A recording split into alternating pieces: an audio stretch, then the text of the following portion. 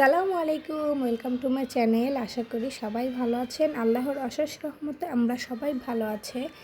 আর এখন আমি আজকে যা যা শেয়ার করব আপনার সাথে, তা প্রথমে আমি মাছ আর বেগুন ধুয়ে মেখে রেখেছি। তারপরে একটু দোকানে যাব, যে আজকে কেক বানাবো, তার জন্য যা যা প্রয়োজন তাতে কিনে নিয়ে আসছি। এসে মাছ আর বেগুনগুলো ভেজে নেব। ভেজে একদম ভাজা শেষ, এখন আমি নামিয়ে ফেলবো। আর এগুলো ভাজা শেষে এখন আমি মরিচ আর রসুন দিয়ে ভর্তা করে নেব। যাদের শিলপাটা নাই, যেমন বিদেশে বাইরে বেশি শিলপাটা থাকে না, তাদের জন্য এটা ভালো।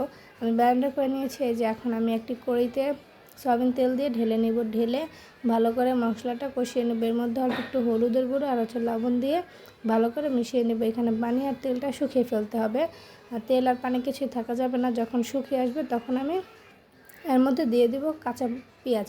কাঁচা পেঁয়াজটা যখন একটু নরম হয়ে আসবে তখনই আমি ভর্তাটা নামিয়ে ফেলবো। এই যে আমার ভর্তাটা শেষ। যদি ফুল ভিডিও দেখতে চান কী কী লাগে ভর্তা করতে, তাহলে আমাকে কমেন্টস করে জানাতে পারেন। এরপরে আমি দুপুরের জন্য এই যে মাংসের কাবাবটা বানিয়ে নেব। এই যে আমার ফ্রোজেন করা ছিল, আমি এখন শুধু ভেজে নিয়েছি। তারপরে সব কিছু রান্না করার শেষে বিকেলবেলা আমি কেক বানিয়ে নিচ্ছি।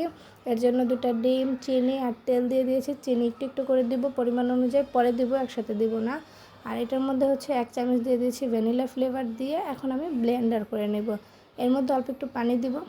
পানি দিয়ে আমার যখন ফোমটা তৈরি হবে তখন আমি নামিয়ে এর মধ্যে ময়দা দিয়ে গুলিয়ে যেটার মধ্যে কেক বানাবো সেটার মধ্যে আমি ঢেলে দিয়েছি। ঢেলে তারপরে একটা কাঠির সাহায্যে ঘুরিয়ে এখন আমি কুকারের মধ্যে দিয়ে দিয়েছি। এর মধ্যে একটু বালু দিয়ে নিয়েছি যাতে নিচে লেগে না যায় আর সুন্দর একটা কালার আসে। এর জন্য এই কেকটা বসিয়ে দিয়েছি 45 মিনিটের মধ্যে। আর এখানে আমি কেকের জন্য ক্রিম বানাবো। এর জন্য ক্রিম আর ভ্যানিলা ফ্লেভার নিয়ে নিয়েছি। ব্লেন্ডার করে ফোম করব। আর এখানে আমার কেকটা দেখেন কত সুন্দর হয়েছে। আর এখানে খুব সফট হয়েছে কেকটা। দেখেন বাঁকা করলেও ভেঙে যাচ্ছে না। আর এখানে আমি অর্ধেক ক্রিমের সাথে ফ্লেভার কালার মিলিয়েছি আর অর্ধেকটা সাদা। এখন আমি এই যে কেকটা ডেকোরেশন করা শেষ। এখন শাশুড়ি আর আমার ছেলে মিলে যে কেকটা কাটছে, ওরা খুবই আনন্দ পাচ্ছে। আর একটু মজা করলাম, নিজেদের জন্যই বানিয়েছিলাম। এখন এই কেকটা সবাই কেটে সবাই মিলে খাবো। এই যে ও একলাই কাটবে, আমাদের কাউকে ধরতে দেবে না, ও একাই মাতবার, হাত ছড়ায় দেয় সবাই। ওই দেখেন কাটতেছে, কিন্তু একটুও খায় নাই, আমরাই খাইছি নামের ও।